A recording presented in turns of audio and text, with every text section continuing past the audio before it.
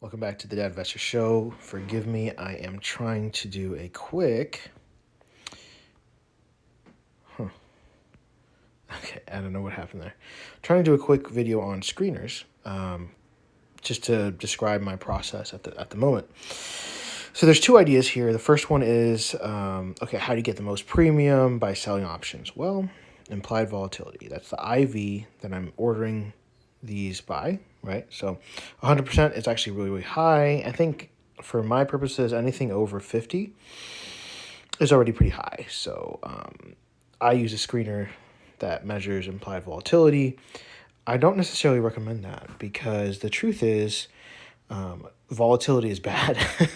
So it means that the stock can go up and down rapidly in high amounts. And, so if you're wrong, you're probably going to get in trouble. Now, I have just gotten in trouble a lot. And what that looks like for the wheel is you end up owning the stock. Now, if it ends up being a good stock, that's a good thing. But some of my stocks are not that great because I use this method. Now, what do I recommend? And I'm going to have to break this into another video because I don't have time to do it right now. But I also do a stock analysis. And I look at the fundamentals of the stock. I look at the insider trading. I look at essentially, I think it might be an AI score, but I'm not sure. There's two websites I use that I'll share in another video, maybe the next one. And I'll put them in a playlist. If you're interested, you can look it up. Of basically like given everything we know about them, how good are they? How likely are they a buy or are they a sell? Now, in the past, as in like in February, very recent past, I didn't care too much. I was just selling premium. I was just selling the wheel, and it worked out because I kind of got lucky on a few things. But I also, did some fundamental analysis on like two main stocks, one of which is Riley. And I posted about this, and so you can see it dropped after I sold a put on it.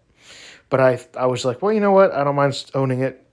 I like this company, and it went up, went down less, and then came back up. So the put I sold on it, the first one I made, I don't know, $100 something. I'll just show you what it is.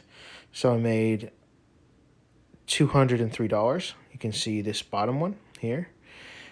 So this, sorry, I don't even know if that's clear, but the very bottom one here, the 19.5 put 322, sold it for 243, bought it back for 40, so I got 203 out of it.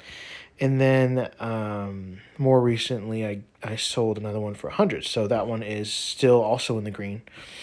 So I'm hoping to make a couple hundred off of this stock, and eventually, hopefully I get put at some point and I can own it as well as selling puts on it. So it was not the number one volatility stock a couple of weeks ago on this list. But anyway, so this is about screeners. What do? I like to have implied volatility. You don't necessarily have to do this. You could flip it upside down and look at these. I would say regardless of what you do, you got to look at the company, use a website like stockinvest.us or Zacks, or just Google the stock and see if you can find some free information. I think Seeking Alpha has some good free stuff, but they've become a lot more like pay gated. Like you can't really, if you don't pay for a membership, they don't really give you that much stuff. So one thing is you can have a different share price. I used to do $1 to like 10 or 16 because that was my budget. But so yeah, so you can see like, SoFi, this is the bank, New York Community Bank, etc. If you flip this over, SoundHound, I'm actually still selling a lot of these, and I think I might get put on one of these. Let's see. I have two puts I might get put on the 28th, but we'll see. I mean, it's a decent stock, and hopefully it'll come back up, but it's really on a low right now. Well, actually, I guess it was worse before. So as you can see, these kind of like AI companies, they're kind of volatile right now. So is this a good long-term stock? Probably not. But anyway, so these are my screeners. Now I'm trying to hit higher. Oh, also, this is really important. Options average volume. You want to have a good amount of volume. Otherwise, when you try to get out of the trade, there might be no one there to get out of it with.